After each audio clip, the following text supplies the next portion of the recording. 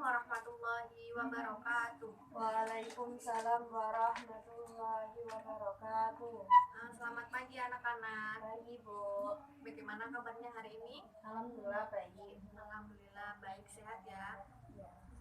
Oke, sebelum memasuki pembelajaran, mari kita berdoa bersama-sama. Berdoa dimulai. Bismillahirrahmanirrahim. Raditu billahi rabba wa bil islami dina wa bi muhammadin nabiyya wa rasulah. Rabbi zidni ilma warzuqni fahma, amin ya rabbal alamin. Sebelumnya ibu akan mengecek kehadiran kalian terlebih dahulu. Sinta Syaralem Hadirah. Umi Aisyah Izin, Bu. izin. Husna Safira Sakit. udah berapa hari Mbak nggak masuk? 2 hari. 2 hari. Oke, jika nanti besok belum berangkat, nanti ketua kelas mengajak teman-temannya untuk menjemput Mbak Usna ya. Baik, Bu. Dan kita doakan semoga Mbak Usna cepat diberi kesembuhan biar bisa mengikuti pembelajaran seperti biasanya. Ya. Oke, langsung saja untuk masuk ke materi untuk hari ini. Sudah mungkin dari rumah sudah ada yang membaca buku paketnya. Kita akan membahas tentang materi apa hari ini? Kekhalifahan khulafaur. Oke, jadi benar sekali ya apa yang disampaikan Mbak Sinta. Jadi kita hari ini akan membahas tentang materi khalifah. Sinta, kita akan belajar tentang apa hari ini? Khulafaur Rasyidin. Pintar, benar sekali kita. Jadi hari ini akan membahas tentang perkembangan Islam pada masa Khulafaur Rasyidin. Nah, sebelum memasuki pembelajaran untuk hari ini, jadi nanti di akhir pembelajaran Ibu akan mengadakan kuis, di mana nanti salah satu dari kalian untuk bisa maju ke depan lalu menjawab pertanyaan yang telah Ibu sampaikan. Jadi kalian harus saksama dalam memperhatikan apa yang Ibu jelaskan. Paham? Paham, Bu. Oke.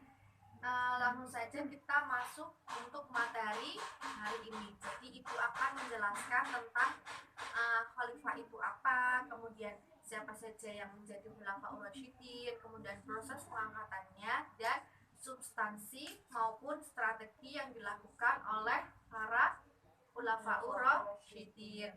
Nah, kita masuk pada Khulafaur Rasyidin itu sendiri itu apa? Jadi khalifah atau Khulafaur Rasyidin itu merupakan jabatan tertinggi dalam kepemimpinan Islam melalui musyawarah dan mufakat yang dilakukan oleh para sahabat setelah Rasulullah Shallallahu Alaihi Wasallam wafat.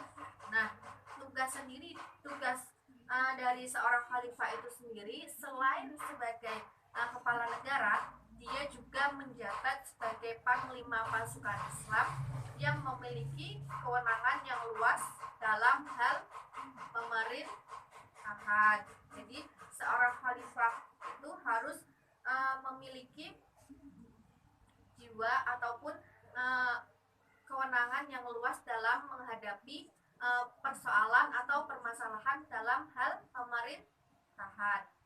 Oke, kita masuk ke siapa saja yang menjadi Khulafaur Rasyidin. Sudah ada yang tahu mungkin Khulafaur Rasyidin itu siapa saja? Oke, Mbak Sinta. Siapa saja, Mbak? Yang pertama Abu Bakar. Abu Bakar, benar. Yang kedua Umar bin Khattab. Ya, Umar bin Khattab. Kemudian Utsman bin Affan. Dan yang terakhir Ali bin Abi Thalib. Ya, Ali bin Abi Thalib. Benar sekali. Beri aplaus untuk Mbak Sinta.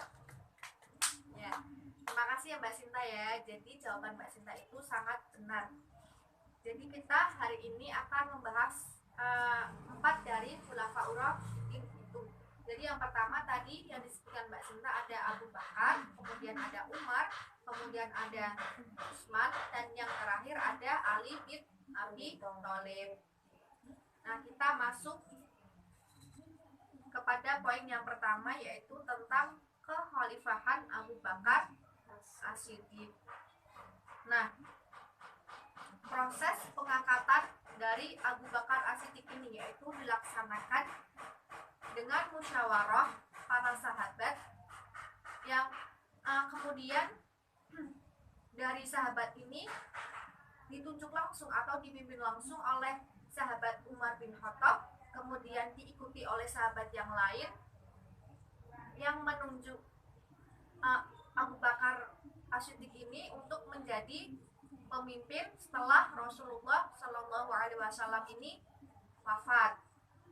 Nah, mengapa Abu Bakar ini langsung menunjuk Abu Bakar untuk menjadi pemimpin?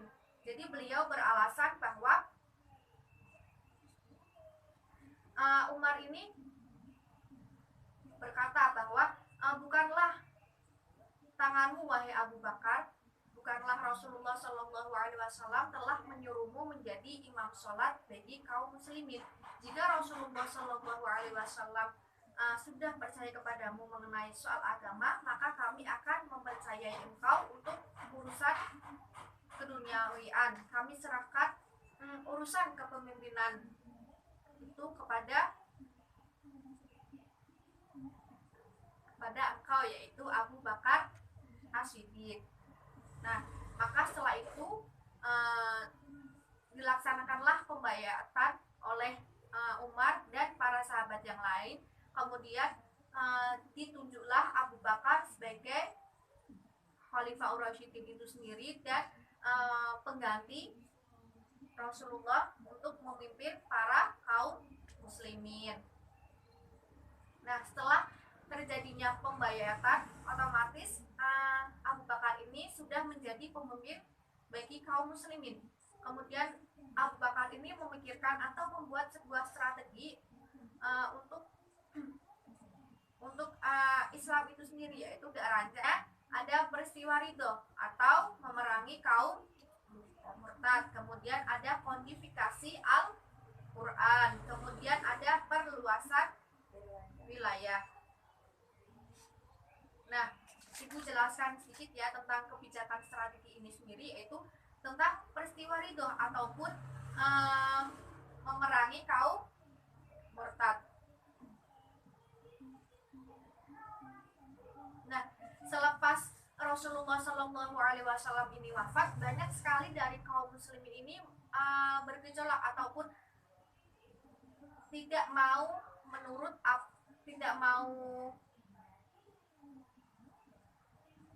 muslimin ini tidak mau mendengarkan apa yang dikatakan oleh Abu Bakar. Mereka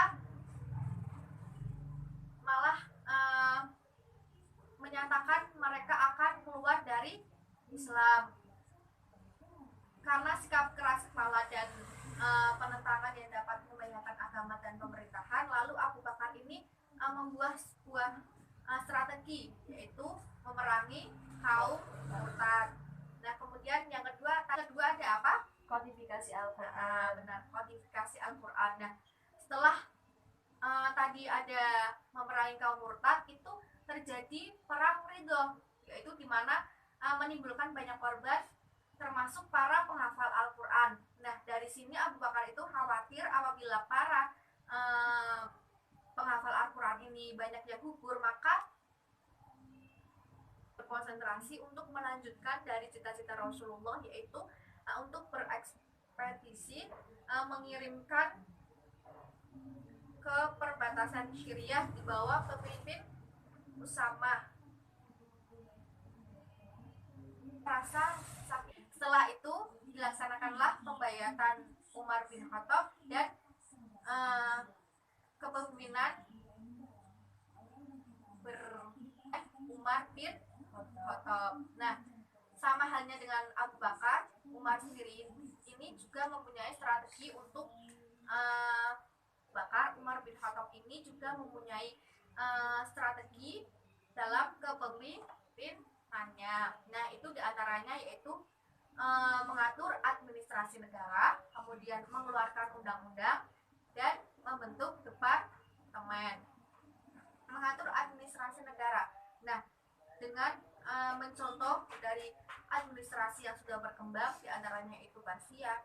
Umar bin Khattab ini mengatur pemerintahan menjadi 8 provinsi, yaitu Mekah, Madinah, Syria, Jazirah, Basrah, Kufah, Palestina, dan Mesir. Kemudian Umar bin Khattab ini juga mengeluarkan undang-undang tentang mengadakan kebijakan peraturan perundangan mengenai ketertiban pasar, kemudian ukuran dalam jual beli, dan mengatur kebersihan jalan pasar. Dan yang terakhir yaitu membentuk departemen. Nah, Umar bin Khattab ini membentuk beberapa departemen yang didirikan untuk menyokong dalam pemerintahannya. Seperti itu ya. Sampai sini paham? Paham, Bu. Nah, oke, kita lanjutkan untuk Khalifah Utsman bin Affan. Nah, untuk poin yang ketiga yaitu tentang Khalifah Utsman bin Affan. Nah, dalam proses pengangkatan Utsman bin Affan ini, pada saat itu pada masa berakhirnya Umar bin Khattab, yang pada saat itu beliau meninggal dunia karena dibunuh oleh Abu Lu'lu'ah Fairuz.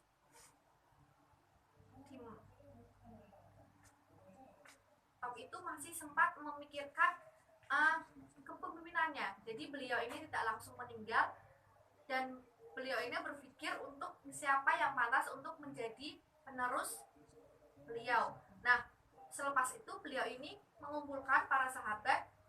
Beliau mengumpulkan 6 orang sahabat, diantaranya Abdurrahman bin Auf dan sahabat-sahabat yang lain, untuk bermusyawarah mencari pengganti dari beliau. Nah, selepas itu maka akhirnya Umar bin Khattab ini menunjuk Utsman bin Affan sebagai pengganti dari dirinya. Jadi pengangkatan Utsman ini ditunjuk langsung oleh Umar bin Khattab. Nah, sama halnya dengan khalifah-khalifah yang lain, Utsman selanjutnya yaitu tentang strategi dari Khalifah Utsman bin Affan. Nah, sama halnya dengan khalifah-khalifah yang lain, Utsman bin Affan ini juga menyiapkan strategi kepemimpinannya, yaitu diantaranya itu peluasan wilayah dan pembukuan Al-Quran. Yang terakhir ada Khalifah Ali bin Abi Thalib. Dan proses pengangkatan dari Ali bin Abi Thalib ini, yaitu setelah Utsman meninggal itu terjadi kekosongan pada kepemimpinannya, karena terjadi permasalahan yang belum terselesaikan pada saat Khalifah Utsman ini meninggal dunia. Jadi selama kekosongan itu, para sahabat bingung ataupun tidak tahu siapa yang layak untuk melanjutkan dari kepemimpinan Utsman bin Affan. Nah, selepas kekosongan tersebut, para sahabat lalu bermusyawarah kembali untuk menunjuk siapa yang para sahabat, diantaranya Zubair bin Awam dan Talha, kemudian menunjuk Ali sebagai khalifah penerus dari Utsman bin Affan. Nah, setelah masa pembayatan Ali bin Abi Thalib ini selesai, maka beliau sah untuk menjadi khalifah Ur-Rasyidin, menggantikan Utsman bin Affan. Nah, kemudian ada substansi dan strategi dakwah dari Ali bin Abi Thalib. Nah, strategi yang dilakukan oleh Abi Thalib ini yaitu sendiri diantaranya memecat kepala-kepala daerah yang diangkat Utsman, kemudian mengirim kepala daerah baru yang akan menggantikan mereka, dan juga mengambil kembali tanah-tanah yang dibagikan Utsman kepada kerabatnya tanpa jalan yang sah. Seperti itu ya. Paham? Paham, Bu. Kemudian mungkin itu yang bisa Ibu jelaskan pada materi kali ini. Ada yang kurang paham atau yang ingin ditanyakan, silahkan.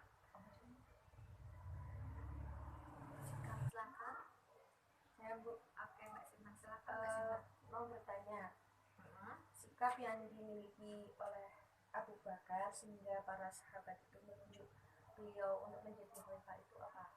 Oke, pertanyaan yang sangat bagus. Jadi pertanyaan dari Mbak Sinta yaitu sikap apa yang dimiliki oleh Khalifah Abu Bakar sehingga para sahabat ini menunjuk beliau sebagai khalifah, seperti itu ya Mbak? Iya Bu. Nah, jadi tadi sudah dijelaskan tentang proses pengangkatannya, kemudian mengapa para sahabat ini memilih Abu Bakar dijadikan sebagai khalifah, yaitu diantaranya karena Khalifah Abu Bakar ini mempunyai ataupun memiliki sikap yang cerdas, kemudian jujur, dan mempunyai kepribadian yang tulus, serta seorang pemimpin yang demokratis. Hal-hal inilah yang menyebabkan mengapa kok para sahabat itu memilih Abu Bakar untuk melanjutkan kepemimpinan dari Rasulullah SAW selepas wafat. Seperti itu ya Mbak. Apakah jelas? Jelas Bu. Oke, jelas. Apakah yang lain ada yang ingin ditanyakan? Cukup? Cukup. Oke, cukup. Kita cukupkan materi untuk hari ini ya. Nah, di awal pembelajaran tadi Ibu sudah menyampaikan bahwa Ibu menyiapkan kuis buat kalian.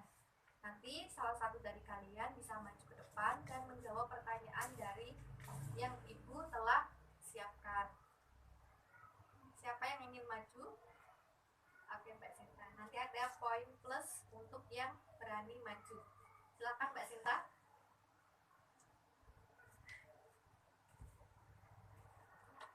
Nah, di sini Ibu mempunyai pertanyaan. Nanti Ibu acak. Jadi Mbak Sinta nanti pilih salah satu dari pertanyaan yang telah Ibu siapkan ya. Nanti dibacakan dan dijawab pertanyaannya.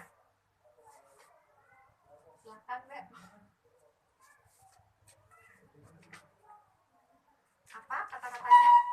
Tentang Abu Bakar. Tentang Abu Bakar. Nah, jadi Mbak Sinta bisa menyebutkan tadi dari apakah mau proses pengangkatan Abu Bakar ataukah strategi yang dimiliki ataupun yang dilakukan oleh Abu Bakar.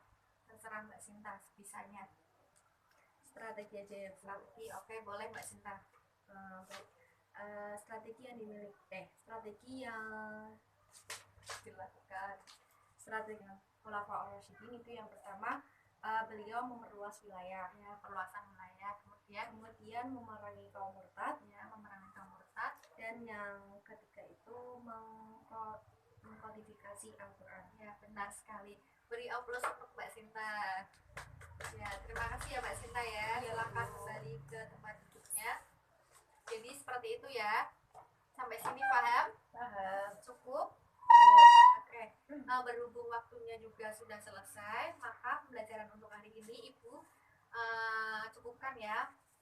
Dan untuk tugas kalian individu, kalian bisa membuat peta konsep dari kekhalifahan Abu Bakar. Nanti Ibu kasih waktu 1 hari, nanti besok dikumpulkan di meja Ibu. Mengerti ya? Mengerti Bu. Oke, kita cukupkan untuk pembelajaran hari ini. Sebelumnya kita membaca hamdalah bersama-sama ya. Alhamdulillahirabbil alamin. Ibu cukupkan untuk pembelajaran hari ini. Sekian dan terima kasih ya. Wassalamualaikum warahmatullahi wabarakatuh. Waalaikumsalam warahmatullahi wabarakatuh.